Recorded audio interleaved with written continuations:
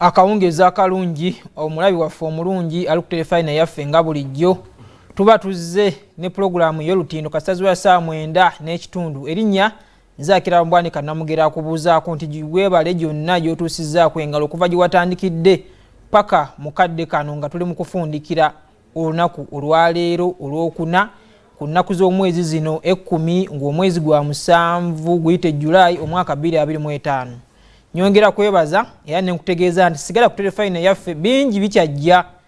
byomanyi ne byotamanyi anti program tuli mu olutindo ne bannaffe aba YPA. Soka kujjukiza ku nyiga star 238 star 10 osobola okubeera ng'owangula mu nteekateeka yaffe ya bwatula bingo nga bulijjo. Abantu bawangudde ebirabo, abantu bawangudde ssente. Abo bukadde omwenda abufuna, abo bukadde 10 n'omwenda abufuna, abo bukadde 20 omwenda, ab'emitwalo omwenda, ab'emitwalo 10 n'omwenda anti telefayina eweza yawezezza emyaka 9 bweddu ng'enyanyagiza amayunga telefayina zonna. Ensonga lwaki buli kimu kati tutambulira mu mwenda, pikipiki mwenda zijja, emmotoka mwenda zijja, buli kimu ne TV sets mwenda. Kikwetagisa kuba na singi 2,000 zokka ku mobile money yo bako Airtel Money. Osobola okubeera nga onyiga star 238 star 10 owangule. Olunaku olwaleero ndi n'omusumba Elliot Esabu okuva mu YPA giyite Youth Platform Africa. Ngoni yategeezaako nti ye Ssaaba Minisita wa YPA. Kitegeeza ki? Nti yavunaanyizibwa ku mirimu egiddukanyizibwa mu YPA. Ngenda musaba akubuuzeeko tusobole okubeera nga tweyongerayo. Abadde atukyaye naye alabiseeko lwaleero. Sibakyawangako wabula emirimu bamufuna mpola gye bankwasa kyekibadde gimbuzizza.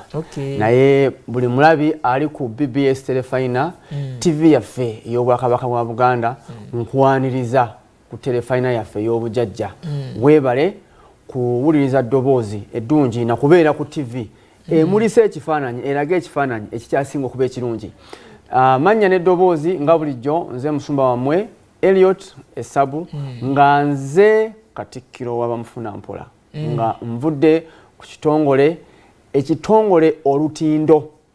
YPA lwe lutindo. Program eno tugira lutindo naye YPA lwe lutindo. Nja kunnyonnyola lwaki. Naye nga nvudde ku YPA era nsanyuse okubeera wano nammwe. Gwandaba tova ku TV. Bw'oba olina munno gw'omanyi nti mufuna mpola nga oyagala okumula mu myaka egitasukka 3 okuva leero ng'avudde mu bulamu obwakaawonawo survival ng'abaatiza mukubire esimu omugambe ku TV musumbaze n'enjiri ennungi n'ebigambo ebirungi era nsanyuse nnyo okubeera wano. Ekyo kituufu nnyo. Essewo Musumba engeri YPA gyeriwo tujja mu bulamu bwa iriba obw'ekifuutu sooja gye buvuddeko olwasemba okujja tulina ensonga gye tutamaliriza. Twali ku mitendera egy'enkulaakulana mu byenfuna oba mu byensimbi n'otugamba emitendera egyo giri ena naye ntulekayo omutendera gumu ate nga guleka gwe gumu kugisinga obukulu. N'olwekyo ngenda kukusaba katono nnyo giri 3 osooka ogituyitemu katono nnyo then guno ogeze okugugazibwa tusooke tugende kukiddako. Weebale nnyo ssebo. So emitendera giri gyali ena ogusooka gwe gwali abazungu baguyita survival. Obeerawo nga oli mufuna mpola n'osigala nga oli mufuna mpola n'ofa nga oli mufuna mpola booleseewo ne basigala nga bafuna mpola. Ekyo ne Katonda takyagala. Ne Katonda takyagala. Kubanga ffe mu kitabo kyaffe ekitukuvu Bayibuli etugamba nti Katonda atwagaliza tubeere balamu mu bulamu bwaffe naye ate nga ne bwe tugaggawala. Sabanga bw'okola. So ettendera erisooka lya bwakaawonawo survival yiriba akasente kofuna koolya tutereka obeera mu mabanja tegaggwawo totereka sente because sente zootereka zokola kizo mala n'osiga kokolawo koolya tuli fenna. So ne wabeerawo omutendera oguddakaawo gwe gw'obutebenkevu stability. Omuntu atebenkedde aba akyali mufuna mpola naye aba sitede aba yadde yaddeko ng'omubi omweru omubi omweru so oyo omuntu abeera mu mutendera guno aba yatandika okutereka kasente ku YPA tulina sako so emitendera gyo nja kugyogerako nga bwe mbalaga nga bwe tuyamba mufuna mpola tulina sako ti mu sako ogula emigabo bw'oba toli memba wa YPA osooka n'osasulira membership yo y'emitwalo 2 then n'ogula emigabo buli mugabo gwa mitwalo 10 emigabo gino omwaka bwe guggwako bwe tuba tukoze amagoba tukola ki tukuddizayo tugaba so omuntu n'atereka kasente bw'amala otereka kasente n'atandika n'okuyingira mu mbeera emanaginga amabanja ge debt management kubanga jjukira oli abadde muyiriba abana amabanja tasobola ngasasula ayiriba then ekyokusatu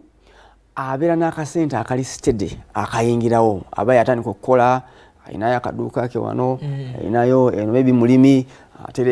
ayinayo embuzi ku YPA yateeka sente mu kasooli zizza buli myezi 6 yagulayo omuzinga gw'enjuki buli mwezi gumuddiza nga wayisewo emyezi 15 so ye muntu atebenkedde kati omulundi gwe nasemba wano nayogera ku mutendera ogw'okukula growth nti bw'ova mu mutendera ogw'okutebenkera then no okula omuntu akuze mu byensimbi abeera ne ssente z'aterese ez'omuggundu teziba ntono abana akavangata akavangata banange njizeyo ekigambo ekipya so abana akavangata abazungu bayita emergency fund nti omuntu ono aba ne ssente katugambe nti abadde ng'akola akakadde kamu buli mwezi mu kavangata ke abeeramu ne obukadde 6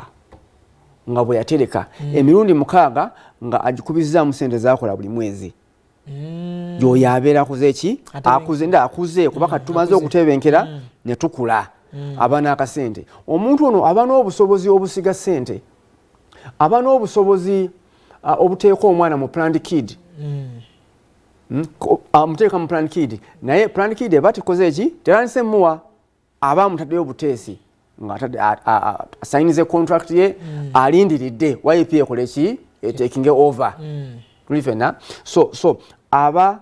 ne investments ze abeera n'akasente ke yategeka then n'abeera ne business eziyingiza sente kubanga jjukira mu mutendera guli ogw'obutengebenku abeera yasiga kati wano mu kkula aba yatandika kukola ki okungula tulifena so aba ne income flows sente ziba ziyingira yensonga lwaki aba n'akavangata kubanga sente teziva wantu wamu yateeka mu njuki n'ateeka mu kasooli n'ateeka mu mbuzi n'ateeka mu planned kid n'abeera ne faamu tulifena then ekirala abeera bw'avaawo kati then nga tugenda ku mutendera ogwokuna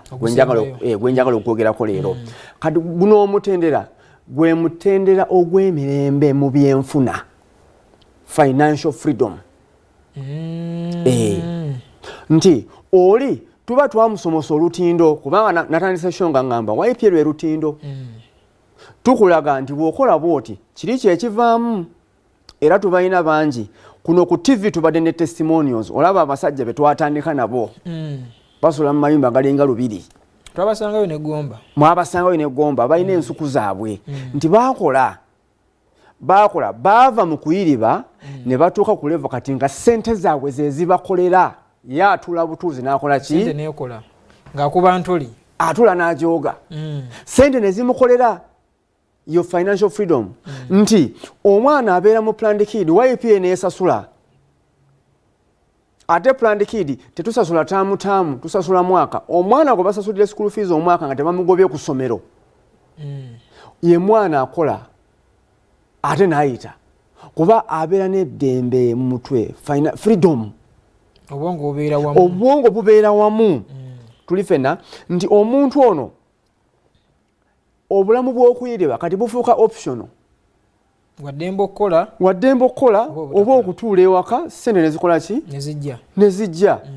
bwe bulamu obwa financial freedom aba n'obusobozi obuyita buli kyayagala mukadde kano omukulu essebo mu Uganda muno osobola tuwayo abagagga nga babiri abali mu bulamu obwo financial freedom banji kansokere ku YPA muzee waffe Hamisi president wange Obedi vice president wa YPA prime minister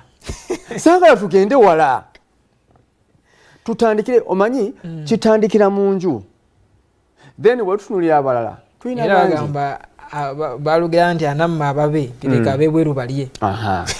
so tuyina abasajja bangi abatikira abakoze sente naye nga batandikira mu kuyiriba bamuzeeyimbire muzeeyi Sudiri omanyi amanya nkogera mpola mpola omugenzi mulwana mukulu wava munno baffe saabasajja so lwaki njogera bwenti nti bategeka so ebintu bino bino okujja okubeerawo olina kutegeka kati YPA ffe tulina okulayo okugamba mutweyungeko tubayambe tubategekere gwatalina wakulima tolina ttaka ffe weerire ettaka nga 17 oba 27 ennaku z'omwezi nzinkyankalanyizaamu naye omwezi ogujja tulina faamu tuwa faamu visit tuddayo gwayagala okujja olabe n'amaaso kubanga bagamba amaaso g'omuddugavu gali mu ngalo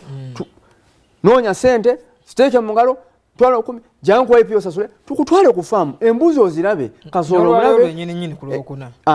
then tugamba vice president agenda Gomba ina batwala leero yagenze Gomba leero ayina be yatutte Gomba wiiki ewedde nina be natwale Gomba wiiki eri nina be natwale Gomba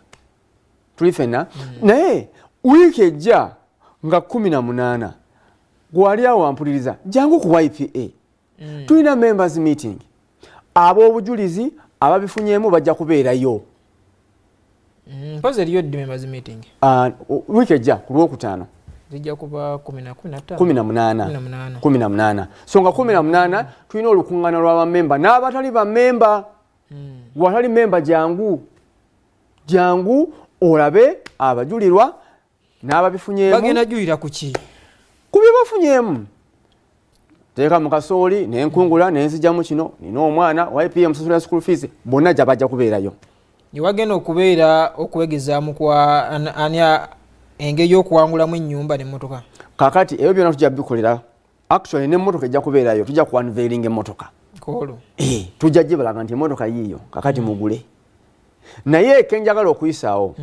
gwandaba ku TV saawa eno emiwendo gy'ebintu byaffe giyinza okulinnya kasooli ebbeeyi eyinza okweyongeramu 2,000 embuzi eyinza okweyongeramu 5,000 so bw'oba ondaba saawa eno nga because 15 lwe Lwokubiri olwa wiiki ejja enkya Lwakutaano wiiki edduse so gwandaba kuba ku simu yaffe ey'omu ofiisi eri 0703 0 emirundi 4 sembyayo 34 0703 0 emirundi 4 sembyayo 34 oba nkubirako ku 07 0 90 sembyayo emyenda 4 07 0 sembyayo emyenda 4 kuba nkubulire nga bw'osobola okubuukinga osiringe omwendo oguliwo kati otherwise emwendo kasajirinya ate tudda mabega bikira omwaka ogwaggwa embuzi yali ku 60,000 kamuzewo katono esebo kasuli mugenda 2,000 esebo mukugula ate amagoba zezimwe ezo ngamba amagoba asigala ku amagoba gasigala milioni 3 temugenda tusala nsawo tetugenda basala nsawo olw'okuba nti emiwendo gya kasooli girinnye ate kasooli wabbula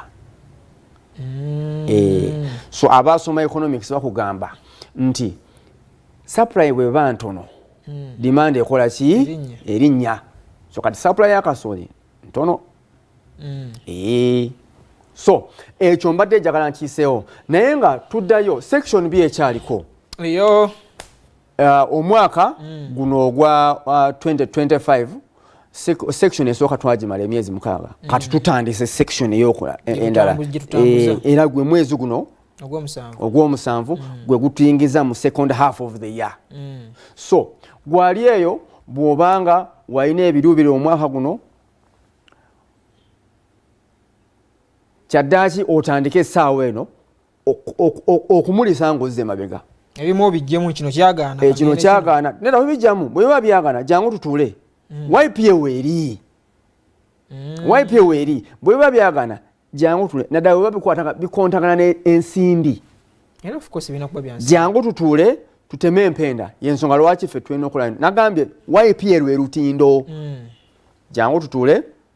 olabe ekyokola naye ng'ekyo kikyali emabbali bw'ogula ebintu kuva ku YPA oguza omuzinga gw'ogw'enjuki ofunayo kuponi zo bbiri section B bw'ogula eka y'akasooli bw'ogisasulira kuponi 4 bw'ogula omugabo gw'embuzi 5 kuponi 5 lwaki njogera ku kuponi tubadde twogera kuwangula bagenda kubuuza kuponi zinyambira tubadde twogera ku bingu bwatula bingu hakati ffe tetuli mu kubwatula ffe tugambe section B esinga max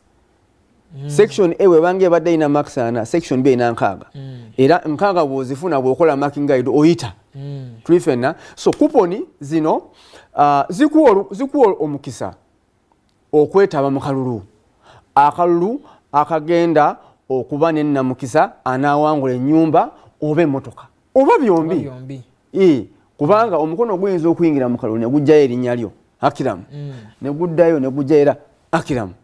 ng'ovaawo n'ennyumba yo n'emmotoka onyola bunyoozi ng'odda waka wagenda kubaawo kuwangula mmotoka yokka na nnyumba tetuwangule ku mbuzi wajja kubaayo ebirabo ebirala eka y'ettaka nime kasooli wajja kubaayo ebyokuwangula ebirala byesaagala kwogerako kati njagala kusooka kusoosowaza ekiriwo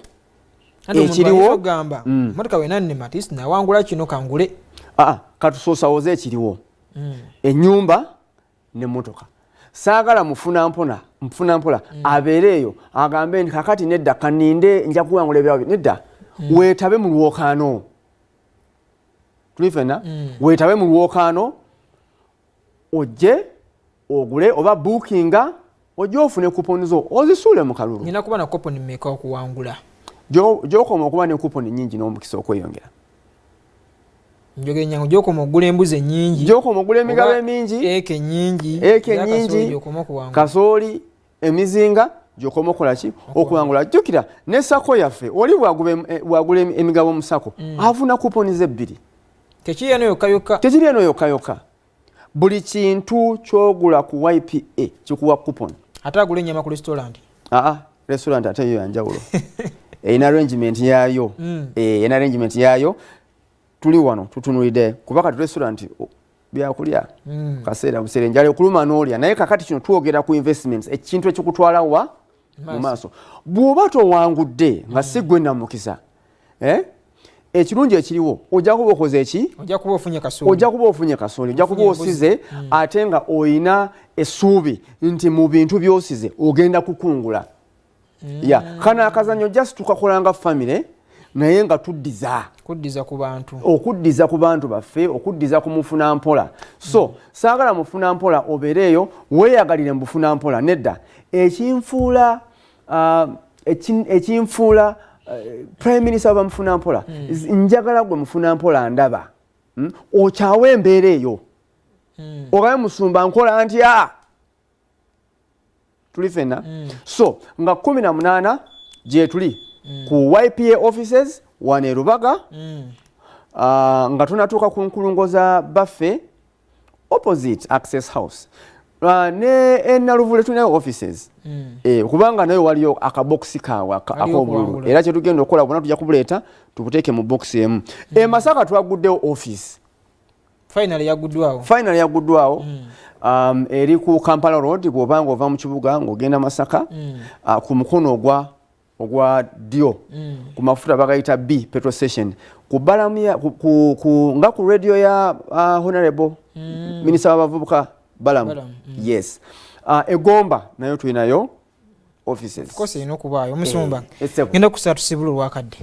akadde kayise akadde katambudde bannange bamufuna mpola mwenna abandaba nja kuddamu basomera namba zaffe 073 no 0753 240 no 0703 0 nya sembe ayo asatu munya then 0740 eyo ye yange 0740 Ajerabide 0740 90 sembyayo emyenda ena eyo yange nkubirako tuogere tuteme empenda tulabe nga tukuyamba okuva mu mbeera eteyagaza. Ekyo kituufu nnyo mukubireko osobole okuba ng'ofuna obuyambi ogende mu mbeera eyagaza ng'ogula mukadde kano kasooli embuzi enjuki n'ebisingako awo n'ayagala okulya ku nnyama ku restauranti nyama weeri sigenda sukkako wano nzakira mu Bwanika Namugera awangaale nnyo ayi Ssaabasajja Kabaka.